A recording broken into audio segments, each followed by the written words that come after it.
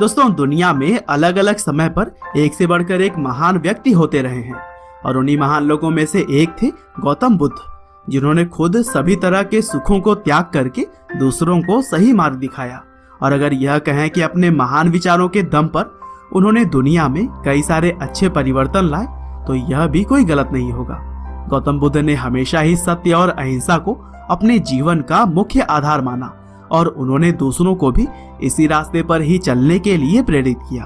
वैसे यूं तो गौतम बुद्ध एक राज परिवार में जन्मे थे और उनके जीवन में कभी भी किसी तरह की कमी नहीं थी, क्योंकि वह जो भी चाहते वह तुरंत ही उनको मिल जाता था। लेकिन इसके बावजूद उन्होंने दिव्य ज्ञान की खोज में इन सभी सामाजिक सुखों को त्याग दिया और फिर अपने महान विचारों को बांटते हुए उन्होंने भगवान का दर्जा प्राप्त किया। तो चलिए दोस्तों, आज के इस वीडियो में हम जानते हैं महात्मा बुद्ध की पूरी कहानी। तो दोस्तों, इस कहानी की शुरुआत होती है करीब 563 ईसा पूर्व से, जब कपिलवस्तु के पास लुम्बिनी नेपाल में गौतम बुद्ध का जन्म हुआ था। उनके बचपन का नाम सिद्धार्थ गौतम है और वह राजा शुद्धोधन और महारानी महामाया देवी के घर में पैदा हुए थे। दरअसल उस समय की परंपरा थी कि जब भी बच्चों का जन्म करीब होता था तब महिला अपने मायके आ जाती थी। लेकिन जब महारानी अपने मायके कपिलवस्तु आ ही रही थी, तभी रास्ते में ही गौतम बुद्ध के जन्म का समय आ गया और इसीलिए लुम्बिनी नेपाल में एक पेड़ के नीचे ही गौतम बुद्ध पैदा हो गए।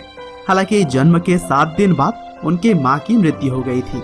लेकिन जब बुद्ध जी को राजा के पास लेकर जाया गया, तब वहाँ पर सभी रीति रिवाजों के साथ बच्चे का नाम सिद्धार्थ रखा गया और इनके नामकरण के दौरान कई नामी साधु संत आए थे, जिनमें से ज्यादातर लोगों ने सिद्धार्थ के बारे में भविष्यवाणी की कि यह महान राजा बनेंगे या फिर एक महान साधु।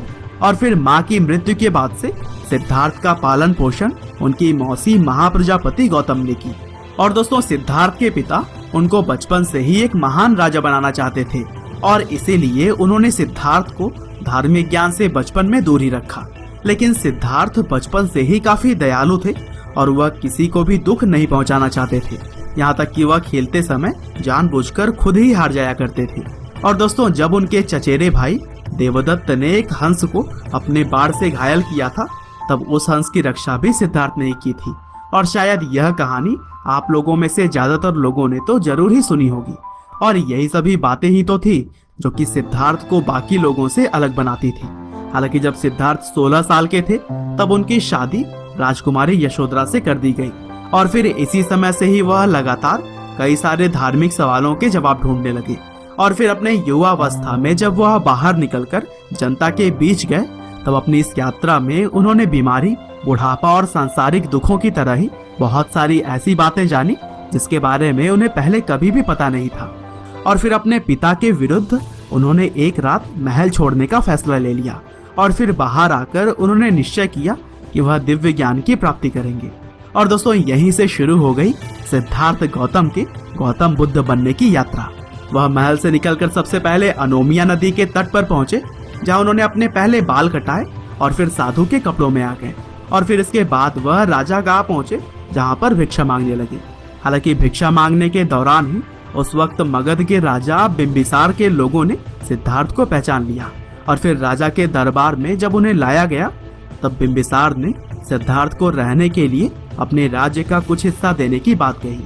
हालांकि गौतम बुद्ध इन सामाजिक लालच में कहाँ आने वाले थे। उन्होंने बिंबिसार से सहायता न लेने की बात कह दी और फिर वहां से निकलने के बाद गौतम बुद्ध जाने माने योग और मेडिटेशन के 2 टीचर से शिक्षा प्राप्त की और फिर काफी सालों तक कठोर तपस्या करने के बाद उन्होंने सही तरीके से ध्यान लगाना शुरू कर दिया। और फिर बोधगया पहुंचकर एक पीपल के पेड़ के नीचे बैठ लगातार 49 दिनों तक जब उन्होंने ध्यान लगाया, तब उन्हें दिव्य ज्ञान की प्राप्ति हुई। और ऐसा अनुमान लगाया जाता है कि उस समय गौतम बुद्ध की उम्र 35 साल थी और फिर इसके बाद से ही 80 साल की उम्र तक वह प्रचार प्रसार करने में लगे रहे। और इस दौरान उन्होंने अपने बहुत सारे फॉलोअर्स भी बनाए, जो कि उनके दिखाए गए मार्ग पर चलते रहे। और दोस्तों, आज का समय भी अगर देखा जाए तो गौतम बुद्ध के फॉलोअर्स की संख्या करोड़ों में है, जिसमें कोरिया, चीन, जापान, भारत और नेपाल जैसे देशों के बहुत सारे लोग आपको देखने को मिल जाएंगे। और दोस्तों, आज भी गौतम बुद्ध के द्वारा दी गई शिक्षा लोगों को इंस्पायर करती है।